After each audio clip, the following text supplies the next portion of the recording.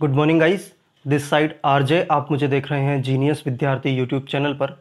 दोस्तों, आज की इस वीडियो में हम सीईटी उच्च माध्यमिक स्तर की बात करने जा रहे हैं और ये वीडियो आपके लिए बहुत ज़्यादा इम्पोर्टेंट होने वाली है। अगर आप शुरू से या फिर अभी भी हाई कोर्ट एलडीसी की तैयारी कर रहे हैं तो, या फिर करने की सोच रहे हैं तो वीडियो को लास्ट तक ज़रूर देखना, तभी ये वीडियो आपके लिए हेल्पफुल हो सकती है।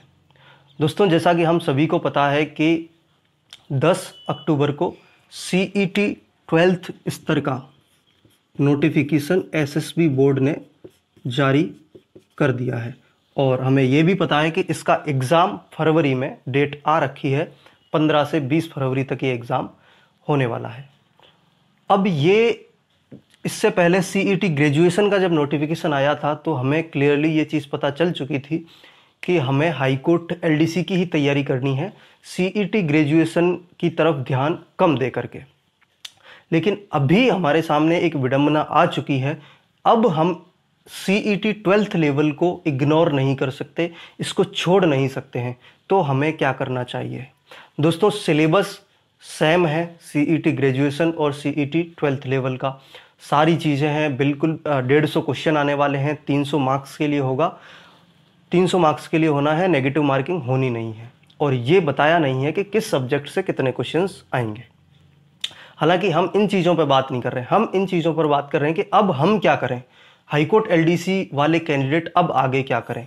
और अगर आप इस चैनल पर जुड़े हो तो कहीं ना कहीं हाईकोर्ट की एलडीसी की तैयारी आप कर ही रहे होंगे। तो देखिए, अब हम इसको इग्नोर नहीं कर सकते क्योंकि इसमें नंबर ऑफ वैकेंसीज अच्छी आने वाली है। सीईटी के थ्रू इसमें लगभग 6 से 7 विभाग में, आप एग्जैक्ट देख लीजिएगा, है ना, 6 से 7 विभाग में क्या बताया इन्होंने, वैकेंसी बताई है, जिसमें से हमारी एसएसबी की एलडीसी है, आरपीएससी एलडीसी है, कनिष्ठ सहायक है, वनपाल की वैकेंसी है। तो कहीं ना कहीं हम ये मान करके चल सकते हैं कि 20,000 के आसपास, 15 से 20,000 है ना, 15 से 20,000 के आसपास इस सीईटी के थ्रू आगे एग्ज़ाम होने जा रहे हैं। तो हम इसको इग्नोर नहीं कर सकते, इसको साथ में लेकर चलना ही पड़ेगा। तो अब हम बात कर रहे हैं, दो तरह के कैंडिडेट्स के लिए बात करेंगे, दो तरह के कैंडिडेट्स के लिए, ठीक है। तो अगर आप इन दोनों में से किसी एक में सेट होते हैं, उसके अकॉर्डिंग आपकी स्ट्रेटेजी आगे के लिए रखिएगा। और ये स्ट्रेटेजी अगर आपको शूट करे, अगर आपको पसंद आए तो ही आप इसको फॉलो करना, अदरवाइज आप अपने अकॉर्डिंग चल सकते हैं। हाँ, सबसे पहले हम बात कर रहे हैं वो कैंडिडेट्स जो हाईकोर्ट एलडीसी का नोटिफिकेशन आते ही हाईकोर्ट एलडीसी की तैयारी कर रहे थे। अगर आप स्टार्टिंग से तैयारी कर रहे हैं तो आपका सिलेबस ऑलमोस्ट कंप्लीट होने जा रहा होगा या फिर आपने कंप्लीट कर लिया होगा। हमें पता है कि हाईकोर्ट एलडीसी में क्या आना है, राजस्थान जीके, हिंदी और इंग्लिश। तो दोस्तों, आप स्टार्टिंग से तैयारी कर रहे हैं, पुराने कैंडिडेट्स हैं, सीरियस कैंडिडेट्स हैं, तो आपने ये सिलेबस कंप्लीट कर लिया होगा। तो अब मैं ये कहना चाह रहा हूँ कि अब आपको क्या करना चाहिए। अगर आप 10 घंटे पढ़ते थे तो अब इनको 6 घंटे कर दीजिए, आप 6 से 7 घंटे कर दीजिए, 6 से 7 घंटे आप इनको कर दीजिए। क्योंकि इतना बड़ा रिस्क लेना भी थोड़ा सा एक स्टूडेंट के लिए, कैंडिडेट के लिए जोखिमपूर्ण हो सकता है कि 6 से 7 घंटे आप इनको कर दीजिए। बाकी 2-3 घंटे, 2 से 3 घंटे, 4 घंटे आप किसको लेकर के चल सकते हैं। इसके अलावा जो सिलेबस बचा है, कंप्यूटर को तो देखिए, आप कोई भी बुक ले लीजिए और कंप्यूटर को जब हम फ्री बैठे होते हैं, 5-7 मिनट के लिए फ़ोन चला रहे होते हैं, तब उस फ़ोन को चलाने की बजाय आप 10-15 मिनट कंप्यूटर देखें।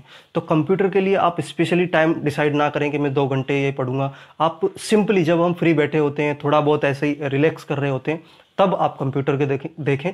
तो कंप्यूटर को अभी से इस तरीके से आप लेकर के चलोगे तो लास्ट तक अच्छे लेवल यहाँ तक पहुँच जाएगा। बाकी आप इन 2-3 घंटे में क्या कर सकते हो, बाकी जो जीके आने वाला है, इंडियन जीके आने वाला है, उसको आप साथ में लेकर के चल सकते हैं। मैं अभी, और हिंदी अंग्रेजी यहाँ पर हो ही रहा है, राजस्थान जीके यहाँ पर हो रहा है। मैं बोलूँगा कि अभी आप मैथ्स रीजनिंग को इतना ना उठाएं। अगर आप करना चाहते हैं, बिल्कुल आपको नहीं आती है मैथ्स रीजनिंग, तो आप 1 घंटा 1.5 घंटा मैथ रीजनिंग को दे सकते हैं, 1 घंटा 1.5 घंटा मैथ रीजनिंग को दे सकते हैं। लेकिन मैं कहूँगा कि अगर आपने किसी भी एग्ज़ाम के लिए पहले पढ़ रखी है मैथ्स रीजनिंग, पहले आपने मैथ्स रीजनिंग पढ़ रखी है, तो आप क्या करें, अभी इसको ना पढ़ें। अगर हाईकोर्ट एलडीसी की तरफ से डेट घोषित हो जाती है और दिसंबर में एग्ज़ाम हो जाता है एलडीसी का, तो फिर हमारे पास टाइम मिलेगा, हमें लगभग 1.5 महीने का टाइम मिलेगा मैथ्स रीजनिंग को कवर करने के लिए। तो इसलिए अगर आप बिल्कुल नहीं आती मैथ्स रीजनिंग, तब तो आपको स्टार्टिंग से अभी से आपको रखना पड़ेगा। इन 3 घंटे में से आप 1.5 घंटे इंडिया जीके को दे सकते हैं, 1.5 घंटे मैथ्स रीजनिंग को दे सकते हैं। कंप्यूटर का मैंने सिस्टम बता दिया है, फ्री टाइम में करें, और 6 से 7 घंटे इन 3 सब्जेक्ट्स को आप देते रहें।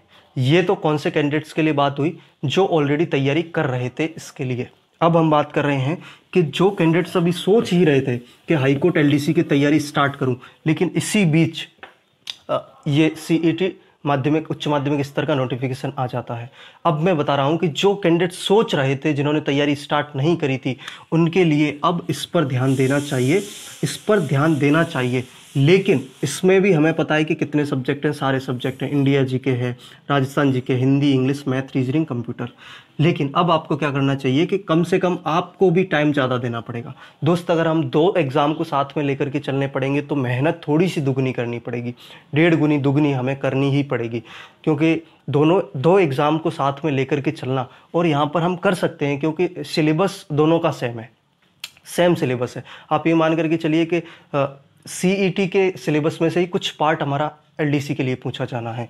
तो अगर आप 10 घंटे पढ़ाई कर रहे हैं, 10 घंटे पढ़ाई कर रहे हैं, तो राजस्थान जी के हिंदी, अंग्रेजी वगैरह को आप 3 से 4 घंटे दीजिए, 3 से 4 घंटे दीजिए। और आप स्टार्टिंग, मैंने बताया ना, दूसरे तरह के कैंडिडेट स्टार्टिंग आप सीईटी से कर रहे हैं, तो आपको maths reasoning, computer, Hindi, English तो आपको करना ही है, और जीके वगैरह इसको भी अभी से आप क्या करें कि लेकर के चलें।